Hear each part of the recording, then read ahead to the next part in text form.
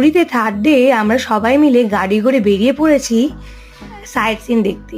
প্রথমে আমরা গেছিলাম বিভূতারিণী মন্দির, তারপরে গেলাম গুপ্ত বৃন্দাবন। আর গুপ্ত বৃন্দাবনটা এত সুন্দর এত সুন্দর, আমি সবাইকে বলবো যে অবশ্যই গুপ্ত বৃন্দাবনে যেও, কারণ এত সুন্দর দৃশ্য আর মনে হয় কোথাও দেখতে পাবো না। পুরো যেন বৃন্দাবনটা তুলে ধরেছে সেখানে। একটু গরম লাগায় আমি আইসক্রিমটা খেয়ে নিলাম, এখন খুব ট্রেন্ডে চলছে এটা। আর তারপর চলে গেলাম এই মন্দিরে, যেখানে নাকি 108টা নাকি শিবলিঙ্গ আছে বিভিন্ন স্থানের।